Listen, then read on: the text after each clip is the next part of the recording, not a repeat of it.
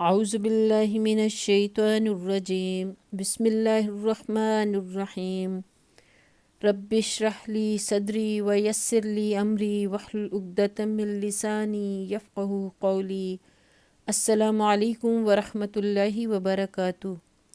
آج ہم سورہ نساء کا 16واں رکوع شروع کرتے ہیں۔ بسم اللہ الرحمن الرحیم۔ اِنَّا أَنزَلْنَا إِلَيْكَ الْكِتَابَ بِالْحَقِّ لِتَحْكُمَ بَيْنَ النَّاسِ بِمَا أَرَاكَ اللَّهُ۔ اے نبی صلی اللہ علیہ وآلہ وسلم، ہم نے یہ کتاب حق کے ساتھ تمہاری طرف نازل کی ہے تاکہ جو راہ راست اللہ نے تمہیں دکھائی ہے اس کے مطابق لوگوں کے درمیان فیصلہ کرو۔ اس رکوع اور اس کے بعد والے رکوع میں ایک اہم معاملے میں بحث کی گئی ہے جو اسی زمانے میں پیش آیا تھا۔ قصہ یہ تھا کہ انصار کے قبیلہ بنی ظفر میں ایک شخص طعمہ یا بشیر بن عبیرق تھا۔ اس نے ایک انصاری کی زرہ چرا لی اور جب اس کا تجسس شروع ہوا تو مال مسروقہ ایک یہودی کے ہاں رکھ دیا۔ زرہ کے مالک نے حضرت صلی اللہ علیہ وآلہ وسلم سے استغاثہ کیا، یعنی فریاد کی، اور طعمہ پر اپنا شبہ ظاہر کیا، مگر طعمہ اور اس کے بھائی بندوں اور بنی ظفر کے بہت سے لوگوں نے آپس میں اتفاق کر کے اس یہودی پر الزام تھوپ دیا۔ یہودی سے پوچھا گیا تو اس نے اپنی برات ظاہر کی، لیکن یہ لوگ طعمہ کی حمایت میں زور و شور سے وکالت کرتے رہے اور کہا کہ یہ یہودی خبیث جو حق کا انکار اور اللہ کے رسول صلی اللہ علیہ وآلہ وسلم سے کفر کرنے والا ہے، اس کی بات کا کیا اعتبار؟ بات ہماری تسلیم کی جانی چاہیے کیونکہ ہم مسلمان ہیں۔ قریب تھا کہ نبی صلی اللہ علیہ وآلہ وسلم اس مقدمے کی ظاہری رودات سے متاثر ہو کر اس یہودی کے خلاف فیصلہ صادر فرما دیتے اور مستغیث کو، یعنی جو فریادی تھا جس نے فریاد کی تھی، اور مستغیث کو بھی بنی عبیرق پر الزام عائد کرنے پر تنبیہ فرماتے۔ اتنے میں وحی آئی اور معاملے کی ساری حقیقت کھول دی گئی۔ اگرچہ ایک قاضی کی حیثیت سے نبی صلی اللہ علیہ وآلہ وسلم کا رودات کے مطابق فیصلہ کر دینا بجائے خود آپ صلی اللہ علیہ وآلہ وسلم کے لیے کوئی گناہ نہ ہوتا، اور ایسی صورتیں قاضیوں کو پیش آتی ہی رہتی ہیں کہ ان کے سامنے غلط رودات پیش کر کے حقیقت کے خلاف فیصلے کر لیے جاتے ہیں۔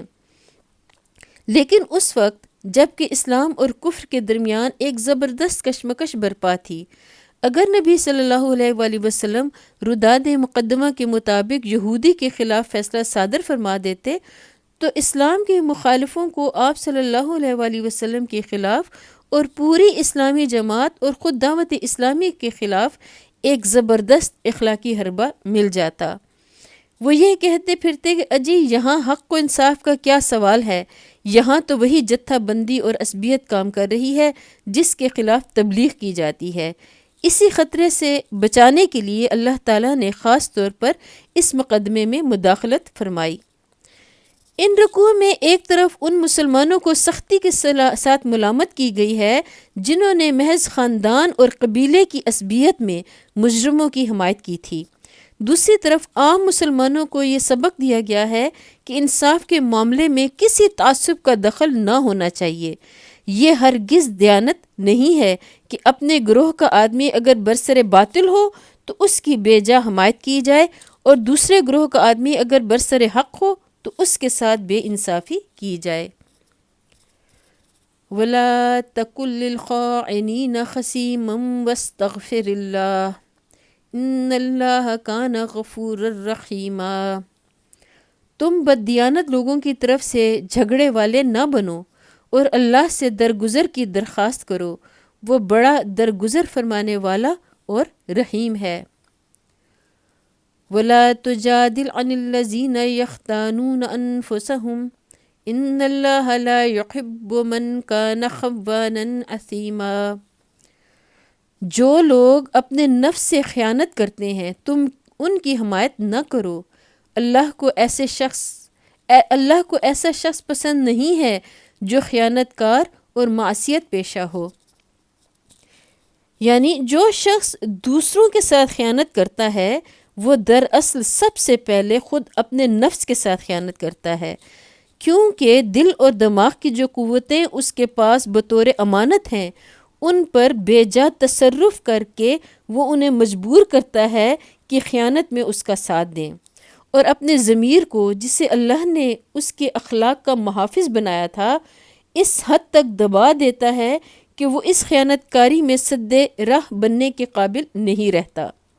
جب انسان اپنے اندر اس ظالمانہ دست برد کو پائے تکمیل تک پہنچا لیتا ہے تب کہیں باہر اس سے خیانت و معصیت کے افعال صادر ہوتے ہیں۔ یستخفون من الناس ولا یستخفون من اللہ وهو معهم اذ یبیتون ما لا یرضی من القول۔ یہ لوگ انسانوں سے اپنی حرکات چھپا سکتے ہیں مگر خدا سے نہیں چھپا سکتے، وہ تو اس وقت بھی ان کے ساتھ ہوتا ہے جب یہ راتوں کو چھپ کر اس کی مرضی کے خلاف مشورے کرتے ہیں۔ وَكَانَ اللَّهُ بِمَا يَعْمَلُونَ مُحِيطًا، ان کے سارے اعمال پر اللہ محیط ہے۔ ہَا أَنْتُمْ هَؤُلَاءِ جَادَلْتُمْ عَنْهُمْ فِي الْحَيَاةِ الدُّنْيَا فَمَنْ يُجَادِلُ اللَّهَ عَنْهُمْ يَوْمَ الْقِيَامَةِ أَمْ مَنْ يَكُونُ عَلَيْهِمْ وَكِيلًا۔ ان کے سارے اعمال پر اللہ محیط ہے۔ ہاں تم لوگ ان مجرموں کی طرف سے دنیا کی زندگی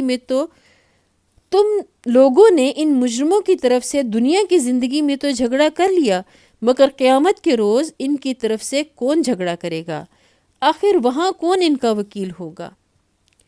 وَمَنْ يَعْمَلْ سُوءًا أَوْ يَظْلِمْ نَفْسَهُ ثُمَّ يَسْتَغْفِرِ اللَّهَ يَجِدِ اللَّهَ غَفُورًا رَحِيمًا۔ اور اگر کوئی شخص برا فعل کر گزرے یا اپنے نفس پر ظلم کر جائے اور اس کے بعد اللہ سے درگزر کی درخواست کرے تو اللہ کو درگزر کرنے والا اور رحیم پائے گا۔ وَمَنْ يَكْسِبْ إِثْمًا فَإِنَّمَا يَكْسِبُهُ عَلَى نَفْسِهِ وَكَانَ اللَّهُ عَلِيمًا حَكِيمًا۔ مگر جو برائی کما لے تو اس کی یہ کمائی اسی کے لیے وبال ہوگی، اللہ کو سب باتوں کی خبر ہے اور وہ حکیم و دانا ہے۔ وَمَنْ يَكْسِبْ خَطِيئَةً أَوْ إِثْمًا ثُمَّ يَرْمِ بِهِ بَرِيئًا فَقَدِ احْتَمَلَ بُهْتَانًا وَإِثْمًا مُبِينًا۔ پھر جس نے کوئی خطا یا گناہ کر کے اس کا الزام کسی بے گناہ پر تھوپ دیا اس نے تو بڑے بہتان اور صریح گناہ کا بار سمیٹ لیا۔ یہ ہمارا 16واں رکوع مکمل ہوتا ہے۔ اللہ تعالی ہمیں قرآن مجید کو پڑھنے کی، سمجھنے کی اور اس پر عمل کرنے کی توفیق عطا فرمائے۔ اللہ تعالی ہمارے گناہوں کو معاف فرمائے، اور قرآن مجید پڑھتے وگر مجھ سے غلطی ہو گئی ہو تو اللہ تعالی مجھے معاف فرمائے، آمین۔ وآخر دعوانا ان الحمد للہ رب العالمین۔